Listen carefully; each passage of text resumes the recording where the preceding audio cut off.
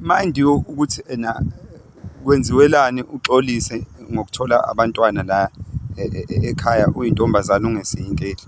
Angithi usuwenza umsebenzi o-wrong, wenza umsebenzi wamakhosikazi engabe wena wenza lapha nogane khona uyintombazane. Yikho-ke nje kufanele-ke kwenziwe le process yokuthi uhlanjululwe ushwelezwe. Siphinde sibabingelele ababukeli be-channel. Mase singakhohlwa ukubonga i-support yenu from the beginning of the channel until now. Le channel isenesikhathi esincane kabi kodwa itshengisa ukukhula nokudlondlobala. Lokho bengekwenzeka ngaphandle kwenu, meaning ukukhula kwayo kungenxa yenu. Ningakhohlwa-ke babukeli ukushare, ni-subscribe, ni-like, ni-comment. Singakhohlwa yilaba abafowethu abane-disability kodwa bayasilalela i-channel. Siyakwazi lokho kuyenzeka. Namhlanje bese ngingakhohlwa ukuthi ningathuki manibona indawo esishutha kuyo ngathi engajwayelekile. La ebesijwayele ukushuthela khona khona iy'nkinganyana ey'salungiswa kodwa izobuye isotheka. Sonitshela futhi mase isothekile noma engasothekanga sonitshela. Namuhla ngifuna ukukhuluma ngomuntu wesifazane othole ingane ekhaya engakhishelwe lutho. Shuthi ongakabi inkehli oseyintombazane la ekhaya. Ukuthi kuye kwenziwe njani ukushweleza isimo esikanjalo. Angikhulumi ngokuthi kuhlawulwa kanjani, angikhulumi ngenhlawulo la ekhokhwayo geza umuzi and stuff like that.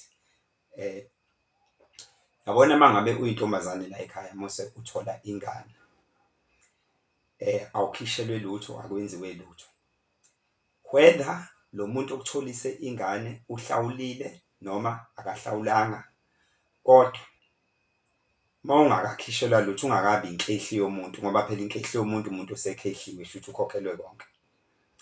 Eke kufuneka ukwenzeke okusingathi ukuxolisa emndenini nasemathongweni nasey'dalweni zala ekhaya. Kuye kufuneke-ke emva kokuba sekwenzekile-ke konke lokhu, wahlawula umkhwenyana, wakhipha ney'ngeza amagceke, sokuye sikhulume ngaleyo topic. Kuye kufuneke-ke wena-ke ntombazane ube usuthola imbuzi emhlophe. Le mbuzi emhlophe uyaxolisa la emndenini ukuthi wathola umntwana ungakabi yinkehli yomuntu. Uyeyibeke usuyinika ubaba wakho.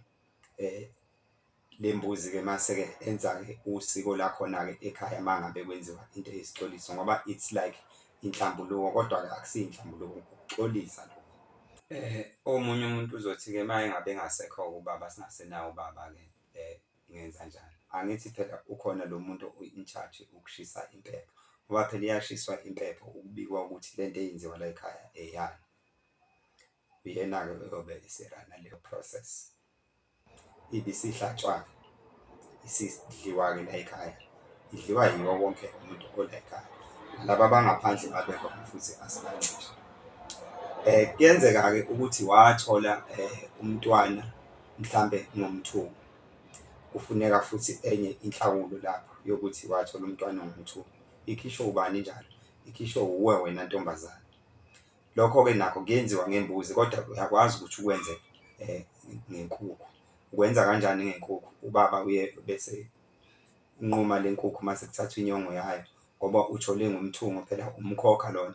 Ifuna ukuvalwa lento ukuthi ingabe isenzeka komunye, ikhuzwe, ishweleze, igcine lapha kuwena, kuwe ingabe isaphinda yenzeke, ngoba umuntu ufuneke etete ngalokho okujwayelekile nje. Yeyibeke leyo nkukhu-ke sekukhishwa inyongo, isibekwa laphana emsamo. Kukodwa-ke lokhu kwembuzi njalo, lokhu kwenkukhu nakho kukodwa. Shuthi uma uthole umntwana wenza lokhu kwembuzi, uma kuwukuthi umthole ngokomthungo uphinde wenze futhi lokhu kwenkukhu. Ungakwenza futhi kanye kanye ngosuku olulodwa, akunankinga. Leya nyongo-ke iye ibe isiyathathwa, iyona-ke kuzoba ngathi uvalwa amanxeba. Siyazi-ke uma kuvalwa amanxeba ukuthi umuntu kuye kwenziwe njani. Le nyongo-ke iyobe isithathwa-ke ifakwa emanzini, lawo manzi-ke uyabeka uma wakho-ke esephuma nawe ngaphandle, esekhuluma-ke ukuthi kwenzeke umshophi la ekhaya, sicele kuvaleke ingaphinde yenzeke lento. Mase-ke ekuthinta cofa laphana, ekuthinteke lapha othungwe khona. Mase kudlule kuleyo process-ke mase ugeziswa ngomlotha ngaphandle, usungena ngaphakathi, ugeza umzimba wonke. umlotha ufake emanzini, abanye bayafaka imali ecwebezelayo. Musu ugeza umzimba wonke-ke musu uyangena-ke ngaphakathi shuthu usuyafana-ke ney'ngane la ekhaya ngoba phela wena useyintombazane. Umuntu wesifazane-ke uzoyibuza ukuthi ngizoyithathaphi mina iy'mali ey'ngaka ngoba phela bese kuhlawulile ubaba wengane wakhokha amademeshe ukuthi wonile la ekhaya.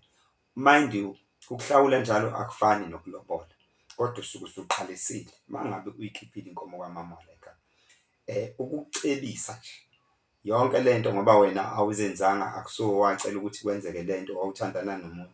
Ngisho kuthiwa uhlawulile wakhipha amademeshe okungcolisa umuzi, ifune kuye. Ngiyakukhuthaza mina ukuthi hamba uyomtshela ukuthi sekumi kanjeni, uphinde futhi nayo imali le uyifune kuyena. Ngokuzayo-ke ngifuna ukuchaza-ke ngokuthi uma ngabe uhlawulwa kanjani.